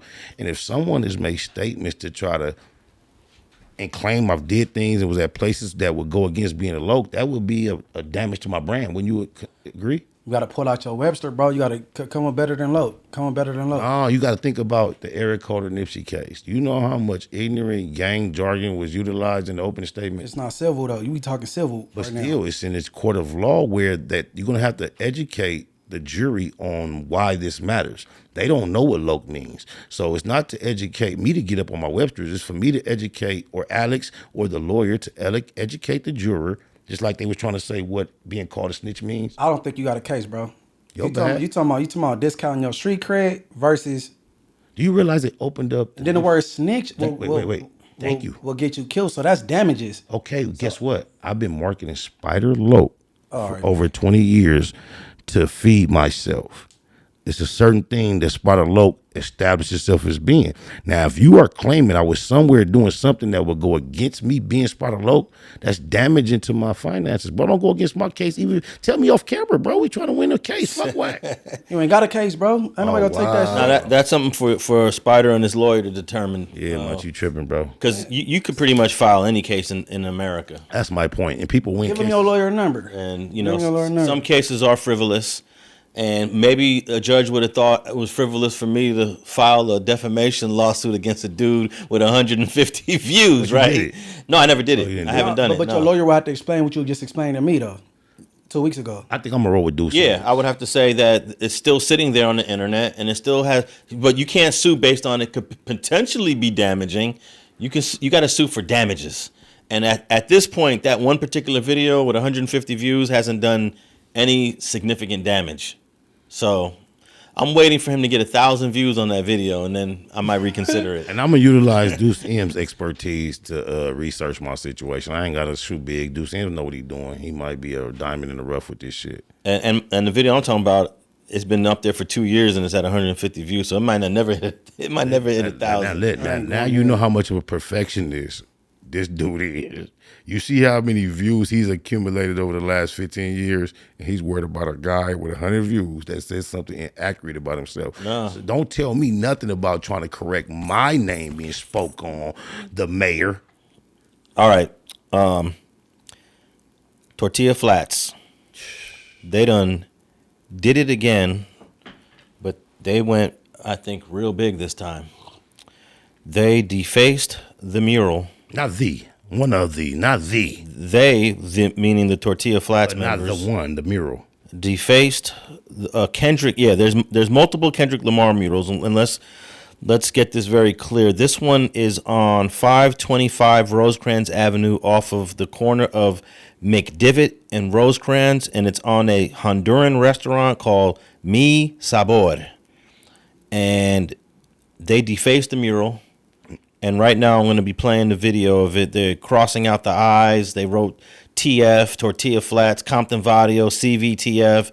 And they just went big on this mural. It looks like it's about 4 or 5 in the morning. It looks like twilight's about to come because it's not pitch black. I mean, not pitch black. It's not dark, but you can tell it's dark coming into the morning. You're a cold investigator. And they just picked the right time to go do this. And they recorded themselves doing it. Right. Posted it. Now, here's my first thing when I see stuff like this. I always got to go this route. Are these agitators, meaning they're not really Tortilla Flats dudes doing this? They're agitators to create a conflict between the Tortilla Flats and the Pyrus. That's the first question. Right. I'm going to say they're not agitators. And the reason why is because I look at how they write their graffiti. That's the worst on my wife. Agitators have to. They don't have enough practice of hitting up CTVF. He does shit too fast. The way they do it, because we all start writing graffiti in middle school on a piece of paper, and we perfect that craft. By the time you're 21, 22, 23, you're a professional graffiti hitter-upper, bro. Right? The T and the F. The first line was like. Both letters was made off the first line. Yeah.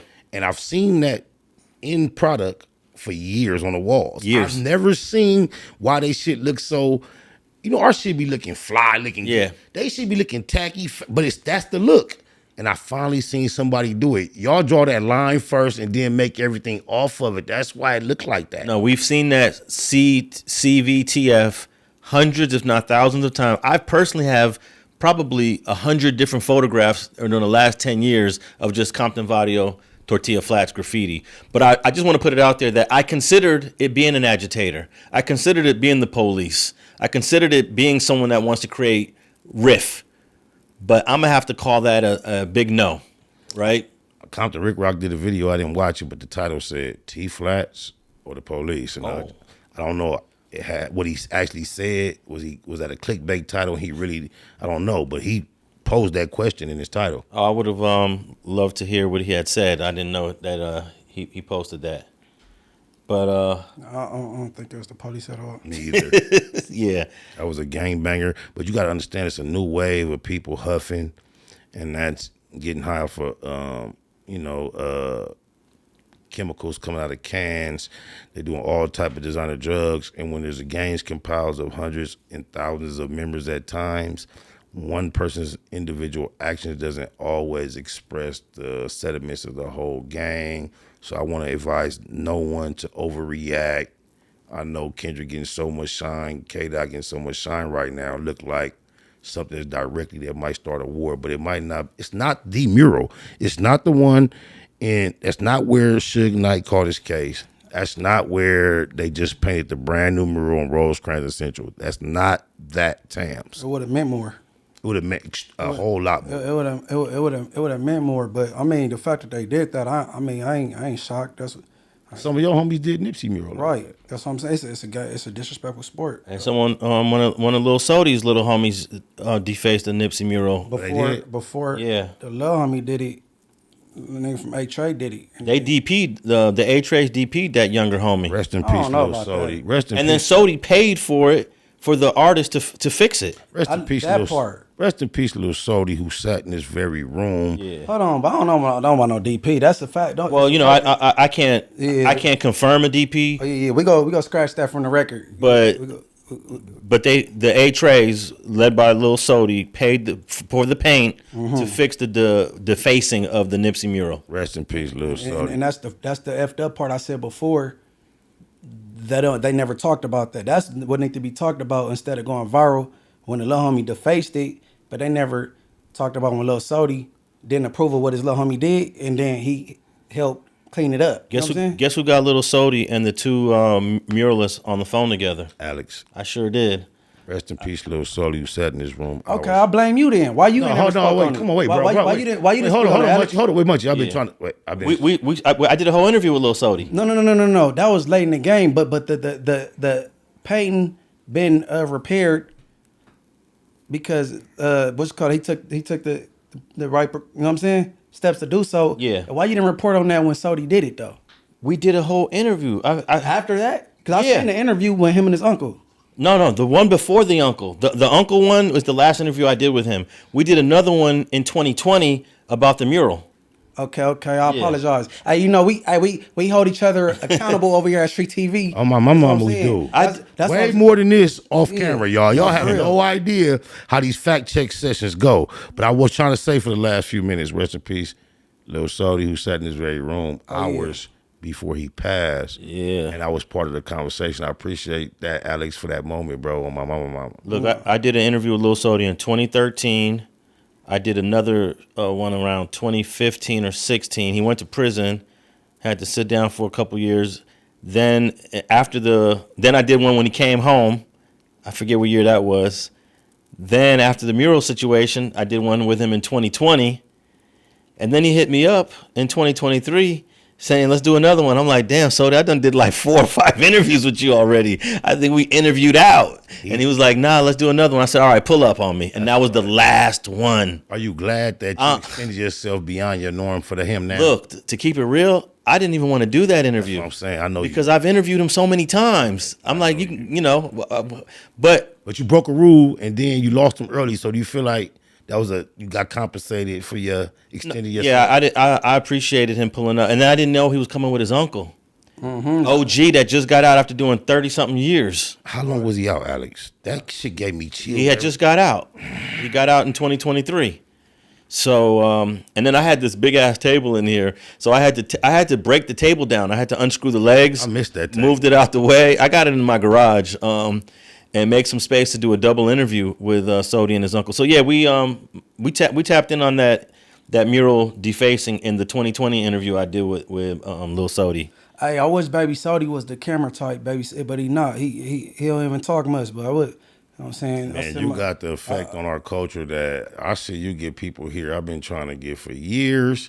So if you tap in and reach out, bro, you got an effect on our culture that I don't quite have. So you might reach out, he might come holler at you. Oh yeah, Munchie been doing it. On my mama. But I send my condolences, sister Sodi, baby Likewise. Sodi, big Sodi Khan, everything, man. Hey, but I think the defacing of the Kendrick Lamar mural is crossing racial / ethnic lines, and it hits a little different because we can't, just like when Lil Sodi did it, we got on the phone, we called up, we met up, everything was taken care of. We can't call nobody from Tortilla Flats. Yes, we can. Nobody from Tortilla Flats is calling. Yes, we can. Well, I take that back. I'm letting you know whether you Okay. didn't realize it. Yeah. We can. And then here's another thing. Everyone stayed accountable. Were they accountable with the blood homies that defaced the mural, Munchie? No. No? What you mean? What you mean by accountable? Like, did his big homies be accountable the way Lil Sodi was accountable? No. No? Okay. Because usually people are accountable in these situations. And I did a search. Here on the mural, and I haven't found anyone from the Latino side so far being accountable for the defacing. Like I haven't seen anyone criticizing, and it's been several days since it happened. I mean, I don't think we go get that. You know what I'm saying? Like I would like to see LA Icon. Let me see if Icon has spoke on it. You know, he Oh, you mean from the from the Latino side, yeah, Latino media. yeah, saying that hey, I didn't like what they did. So not that they won't, but as of now, and prior to recording this episode, I couldn't find too many Latino platforms holding themselves to a certain level of accountability in terms of not liking it, speaking down on it, not accepting it. They've been pretty quiet thus far. Hey, yeah, we might not get that. We might not get that, and if you do get it, you'll get it from one of the rappers that's Hispanic. You know what I'm saying? Like Like a Lefty or OGZ or you know what I'm saying? oh yeah, you know, Lefty is definitely gonna say that wasn't cool if he ever gets a chance to speak on it. Right. No. It come from that. It wouldn't come from like a LA Icon. I might be wrong, but after LA Icon see this and I say he might say it then, but I doubt it though. But Or Hood Stocks. I check out Hood Stocks. I think they got one of the biggest Latino platforms, and you know I would like to see or hear someone talking about. Well, Blue Devil told me that. You mean cover it or you just saying just cover it? Period? LA needs someone from the Mexican American side to say that was not cool. Blue Devil, you told me Hood Stocks is your partner. You let me know he's trying to go on a tour and bridge some of these gaps. So this is a subject matter we'd love to hear y'all speak on. Shout out to the Brown side. Yeah, I just want to hear him speak on. They ain't gotta agree that it's right. I mean wrong. Or right, Exactly. you know what I'm saying? Just they could just elaborate. What do you mean? They don't have to agree that is wrong? However, how they feel, that's how they feel. You can't, you know what I'm saying? Catch me up to date, y'all. What we talking about? We talking about like somebody from the Brown side maybe saying they don't agree with that. You know what I'm saying? Just like they said, What's that? They didn't agree with Defacing the mural. Oh yeah, exactly. Y'all be so vocal about us coming together. No. But they spoke up when LA Icon said what he said about the pop out. American Controller, what's your thoughts on it, brother? They said they didn't agree with that. Well, hopefully we'll have a fact check for next week on all the Latinos that somehow I couldn't find on a quick search prior to Blue the Devil, show. Haters World, what's happening, homie, Yeah. bro? Nah, I mean, you ain't gotta be calling out names. I used to sound like Biggie in New York when Dog Pound came to New York. Hey, Biggie was like, "Hey, Pookie, rah. Hey, yeah." He got that little. Let me just let shot you up. know, I say that based on a personal report with the person's name I'm speaking, and I assume, believe, understand he won't be irritated or offended by it. That's just me playing the inside, let me do me. And I was also thinking, does the fact that the restaurant and the building, the structure is a Latino business, and maybe some of the Latinos felt like, why they putting a black mural on a Latino restaurant in our hood? Do you think there's a potential of somebody huffing paint, watched the video, and just went outside and did some regular ignorant LA Compton gangbang No, I think everything just timely. They see the little pyro piece, Mars. They see he popped out recently in the last month or two. It's like, oh, yeah. Kind of like that text message about the strong enemies. I was trying to show you. That's why it seemed like it relates so well. The timing. But like you said, Spider, this could be an isolated incident from one dude from one hood and does not represent the whole hood. But nobody in the hood, I believe, is gonna be mad at him. That's how this shit go. That's what I said. When he went back to the garage, they gave him high fives. What? He got a free huff hit. Yeah. Hit All the right. can. Last subject. We didn't get to talk about it last week because we ran out of time. But I do want to acknowledge and commend that the Blue Rags have started taking positive steps forward in the recent days on piecing up, trucing up, and moving in the right direction. And I just want to, I want to encourage more of that, and I want to definitely acknowledge that and hope that we see more of that. Likewise, and I want to also acknowledge that although there was Compton Keyways present, that was not a Compton Keyway movement. Just to clarify my answer to a question that was recently asked right here on Straight Politicking on Street TV. You gotta. What was the question? Nah, my audience is telling me don't think we dumb. Those that need to know, they're gonna be able to keep up with that. But I believe that. Oh, I'm sorry. If the Crips can follow the Pyro Walk in Compton currently, if they're ready to do the same thing. But that was a West Side LA meeting, right? Well, shout out Tony Ant Hefe, don't care about what the checks say. He doesn't want it classified as a West LA thing, although it's predominantly about the West LA Crips. The actual participation, especially after the homie Nina went on and said, the homies on the East wouldn't have did that. They wanted to clarify it was East Coasters present at that meeting. There was Keyways from Compton and all aboard, even though the West LA Crips was the primary focus. And I really like the way Baby Gangster from Santana pushes for the peace in a positive way. I think we need more voices like that. Shout out Baby Gangster. I agree. He's always pushing that positivity. From a G level, not no compromising weak ass weenie level. Even though he older, he know how to get a direct perspective, and that's another keyway I bump into in Compton on a regular basis. Or if I don't bump into him, we speak and we meet each other on a regular basis right in Compton. But he will go off on you if he thinks you're doing some clown stuff. Yeah, G. Yeah, and but I saw the title of one of Cartoon's video. I didn't get a chance to tap in with it. About his little homies. But yeah, he said the little homies don't want peace, and I understand. See, this They is gonna swear we talked about this. I no, just picked your brain, Alex. They gonna swear we talked about this, and that was hold on, let me finish. I want to hear you say he don't want peace. I was just gonna say you threw me off track. Bad. But let me start. They don't want peace. It's little homies. My bad. The title was the homies from 5 Trey Avalon don't want peace, and I was gonna say I completely understand because the 4 Trey, 5 Trey conflict is so entrenched that it's going to take so much work. It's going to take so much effort from both sides. But I do believe it's possible. But I didn't get a chance to listen to that video. I'm definitely going to tap into Cartoon's video later today or tomorrow just to get a better perspective of what he said. What was you going to say, Munch? Or what were you saying, let Munchie Spider? go. You were saying that you swear they're going to say we spoke about this already. Because I read your brain. I knew you was finna mention that title. Cartoons has tons of titles, but I just figured you was gonna talk about that one. It popped up in my timeline last night. We talked about this? No.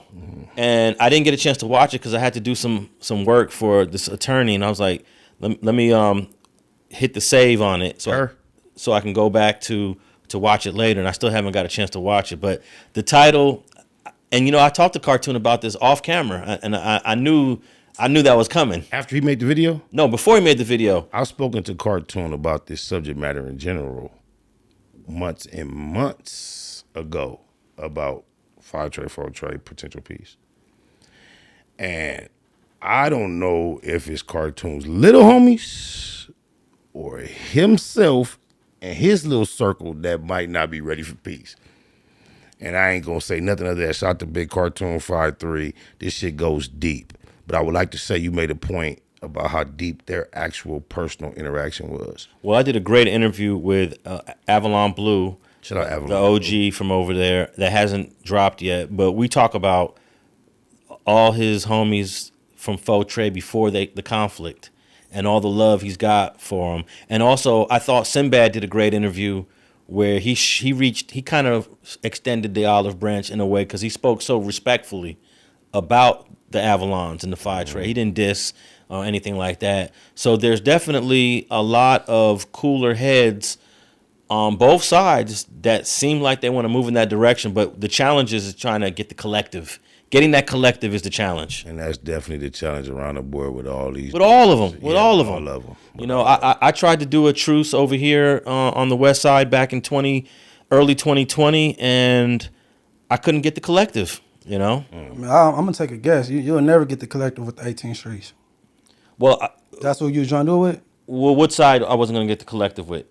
Yeah, His or the other opposite? yeah, that was the one. It was with the 18 Streets. I wasn't gonna go into You're it. bringing pick twice. We I getting mean, to know you too I've good. talked to him about this before, and I've only done a handful of truces. Worked on a few, but yeah, it was the 18th Street one. But whose collective I wasn't gonna get? 20s or BPS. Well, I think the challenge was the BPS is more than the 20s, because we had a big meeting over at Skip's building on the east side, and all the 20s that were there, they was like, we're gonna back you, Alex. But then two OGs from BPS said, well, I want to back it too, but we got some issues in Inglewood with the 18s popping off with the Bloods over there. And that's what inspired the NHP Queen Street I-13 thing. That was an inadvertent, unexpected peace treaty that was created. I-13 and Inglewood, IFG got a... I-13s, NHPs, and the Queen Streets. No, you kind of switched lanes though, because you're talking about 18th Street. So he said, Yeah. but he said it was an issue with Inglewood, the 18th Street, Yeah, Inglewood. but All right. but because we went to Inglewood to find out how deep was the 18th Street issue in Inglewood, it got this other thing fell on our table, and then the whole 18th Street 20 Blackstone thing never happened because I couldn't get the collective of the BPSs, because the BPS is more important because that's where it started. But what is it about the neighborhood you grew up in that made the whole LA conglomeration of Keyways feel comfortable hosting that in your former neighborhood? And what is it about the gentleman over there that made them cool allowing that when the world thinks it's Crips versus Bloods? They say it was over there in your old neighborhood. The world, the world don't matter though. I'm just trying to. But I'm sparking thought for conversation. But Skip is a known mediator. Now you mentioning names. No, I'm saying Skip is a known mediator. No, so whenever somebody don't have a place to have a repass at or hold a peace meeting or something, more than likely they go reach out to him. Where the other venue? What's the other place you used to have? Was it Chuco's or something? Yeah, Chuco's on. What it was like off West Boulevard and. Yeah, they tore it down. It's no longer there. Like, so are you saying that Skip was the person that was the liaison for providing the place and the invite for the homies to come over there? Are you sure of that? I mean, what you got an answer already or something? That was a question. The questions come before answers, so I'm asking you a question. I'm telling you, in most cases, 90% of the chance, 90% of the time. I don't believe that was the case this time. Or shit, the Crips will call him if they got a funeral in Inglewood to see. I agree. If they get in contact with somebody to make sure I it's agree, good but to be over there. in this particular This man situation, he get a lot of calls regarding that. I agree. We all know that's on the inside, but in this particular situation, I don't believe he was the one that facilitated all that. Shout out to my nigga. No, not facilitate no Crip meeting. Oh, okay. No. Not saying that he can't. Hey, Skip. No, he love, can't. bro. No, that's not how it goes. Because He can't facilitate. a lot of times when we're in these meetings, it'll be a whole bunch of people from different sections. But when it come time for the kitchens and the East Coasters to chop it up, Get out. Everybody get out the room unless you're from Kitchen or East Coast. Right. Or everyone get out the room unless you're from Coast or F13 or East Coast. So everyone get out the room unless you're from Blackstone 20s. Everybody. So that's how it goes down. I want to provide that as a response to the homie Nina boy about cameras. Wasn't no cameras at the meeting, homie. The cameras caught the overflow, homie. It wasn't at the meeting. Hey, bro, we gonna stop addressing everything in the boy say after you said he getting his greasy on. Nigga selling anything from wax, nigga to soap. You know what I'm saying? So he getting this he contenting. So like, you know what I'm saying? East side. We ain't gotta shit. East side. You go get your dollars, brother. But yeah, man, shout out to all the blue rags that are doing their thing, and I just want to see more of it. Likewise. And hopefully we can get some stuff going on this side. I feel like I failed on one very important truce, and it really was one guy that was concerned about what was going on in Inglewood, and he's resting now. Big Cass from Blackstone, he was concerned. He said, I don't want to just fix it here in the jungles and it's still the problem in Inglewood. It was a very concerning issue he had. It was an unselfish issue he had. He was like, yeah, we could fix this, Alex, but what about what's going on in Inglewood? And that's why I said the 20s the 20s, they go be like, no, them all. So it's NHBPS, so they over there throwing bombs at things from Blackstones, and we went to what's that school right between the Biddy and the 20s? Yeah, whatever. But they go fill away. Out of bond? Shit don't be not out of bond. The other Elementary school? No, but it is Oh, you talking about Mount Vernon, Mount Vernon, which is now Johnny Cochran. So I mean that's why it get complex when you got these Yeah. allies, bro. Because if it ain't cool with them, it ain't cool with them. You know what I'm saying? Yeah. So I felt like he had a genuine concern. And then it was him, OG Big Cass, and then Lil Bop, who's also resting. And from Black P Stone. Yeah, Bob could have. Lil Bop came up to me. Look, His voice matter. Yeah, his voice definitely mattered. Lil Bop came up to me and said, I'm with it as long as the big homies with it. That's protocol. Yeah, as long as the big homies with it, I'm with it, Alex. And I went to school with Lil Bop. See, Nina Boy, take a note. You acting like the big homies is saying it's on, and you saying it should be as long as the little homies with Man, I it. thought we was gonna stop pointing shoot Well, you with thought Nina wrong. Boy, man. You thought wrong. Let me just say something to my homie, please, bro. Cause I love Cuz. I see what he got going on, and I know when everybody against you, I know how easy it is to say I don't give a fuck. But if it's a teaching moment, you just said that the little homies gotta go according to what the big homies is thinking. Because Lil Bop had a lot of respect for OG Cass. So, and I appreciated that. And I really appreciate that he came to me to the side and said, I'm with it. But if Cass ain't with it, I'm not going to be with it, you know? Hey, sorry. I know that element. Go All right, ahead. since you keep going back to Nina Boy, the thing with Nina Boy, he make good points, and I think he don't be having nothing else to say, and he don't want it to be air right there, and then that's when he get to sounding crazy. He be saying like little stupid shit, and a lot of shit he say, it be spot on. He trying to sound like a pimp too much, like you giving game while you saying what you saying to get to sounding dumb. Yeah. Because when he say, "Oh, the shooters," no, but he talking about the ones that's putting in work in. He meant to say the young niggas that's not mature, that don't think like y'all. That's what he meant to say. But he called those the shooters, not knowing it might be a 60-year-old shooter. He don't, you know. No, but I'm saying, but you do gotta get at the younger. You know what I'm saying? Because that's who doing the groundwork. You do have to holler at them. So you think it's the way Nina Boy could have got that message out without He don't know how to, like I said, articulate it? Right. He didn't know how to. If he had stopped trying to talk like what Boss said, Messy Marv. It just if he talked regular, you'll understand what he's saying, bro. Like he didn't say nothing too off.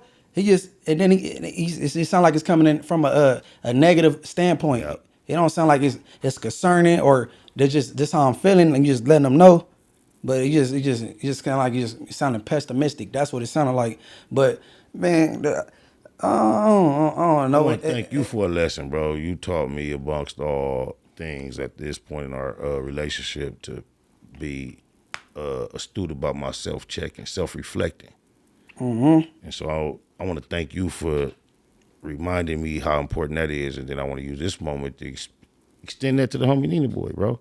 Self-reflection, self-checking.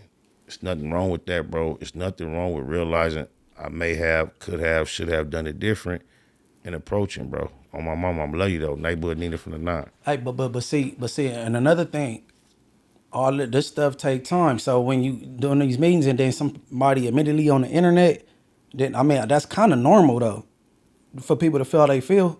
Definitely. So and everybody Maybe he realized that. You're right. Everybody in different points of their life though. So, and then somebody in a prime just now getting their gangsta on trying to get the stripes that this dude up here got, and you trying to hard it, talking about a man, hold on. And I know Nina Boy well enough to know Nina Boy. All right, man. This is not a segment about Nina Boy. I ain't trying to keep bringing him up. Okay, just He blaming it on me. I wanted to focus on Crips coming together shortly after the Pyru Peace Walk. Right. We saw amazing brotherhood of Crips that were from opposite sides that are coming together, and I just want to make sure we celebrate that, and we also push and encourage for more of that. How we got off that, I don't know, but let's focus on that.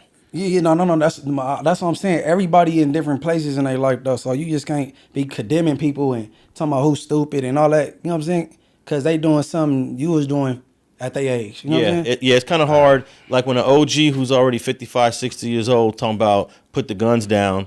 Well, you weren't thinking that when you was 21. You was addicted to that motherfucking pistol in your hand. Yeah. So it's kind of hard when you got these kids that are, let's say, when you 16 to 25, you in gangbang mode. Right. And all of these OGs were in that mode at one time, and nobody could have told you to stop. Right. But now we're expecting young people to stop. But I'm for that, because maybe we can show Likewise. them to see something different that didn't exist in the 80s or the 90s. Look at all the social media. Look at how easy it is to try to create a demo tape. Remember how, man, I don't know if you went through this, but when I was coming up in the 80s, it was so difficult to do a rap demo tape. Bro. You had to have so much money and so much studio time and discs and keyboards and all this stuff that you don't even need now. Bro, I was just trying to explain to one of my constituents. You just got off the P shit. Yeah. You just went hip hop. I did, because I'm trying to let people know how easy it is for a 16 to 25-year-old to say, you know what, I ain't gonna gangbang. I can go do a demo right now, because I'm trying to say 15, 20 years ago, that demo was like, you would have never thought I can do a demo tape, a mixtape. Yeah, go ahead, because bro, on my mom, I swear to God, I had a gazillion Google thoughts since you've been talking. But I just point to Spider, because I'm sure early in his career it was harder to produce a song than it is in 2024. Bro, I just recently had a conversation with someone that I'm involved in creating podcast style content with.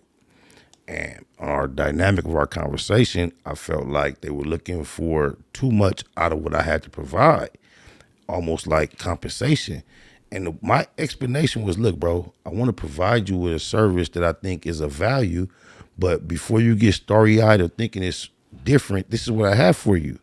Imagine yourself being a rapper and you're in need of free studio time. This is what I have for you, bro. Unlimited amount of free studio time. But I'm actually talking about being displayed and presented on the platforms that you and I are building. Yeah. So I get that studio time reference. So I think there's more things that are accessible to that young person that's 16 to 25 that he could find a future in, like picking up a camera. You can shoot a movie on an iPhone. You can cut a song in a quiet room in your house on a laptop. There's so many things to do that I think in the 80s and 90s, a lot of us that were in that age were like, damn, what the heck am we going to do with my life? Everything seems so unreachable. Alex, bro, as big homies, and you go tell somebody stop at a drop of a dime, they give them something to do then. You know what I'm saying? Absolutely. Like, okay, one day I was on my way up to No Jumper, mess with Spider and shit. The homie, he just belling through the set and shit. You know what I'm saying? My little female, oh, look at who. I'm like, hey, pull over. I'm like, what you doing? Oh, man, hop in. We go slide to No Jumper, get him off the set for a little while. Yeah. I think he was there when homie Tony B-Rock came to. I was there, and I know about providing that for gangbangers. So give them something to and do. Let them see something. Yeah, but I love doing that. But I don't like people just getting on the internet, like, you know what I'm saying, trying to act like people like little gangbangers are dirty jaws, or they just nobodies because they not what y'all talking about. They just not there. I'm glad you brought that up, because every one of my homies, bro, it be all shots. I ain't gonna speak on the, but every one of my homies that been around that know me, they all done had to experience somewhat industry related based on me having that desire that you just described, just to like, look, just trying to show the homies that we closer to this shit than we ever been.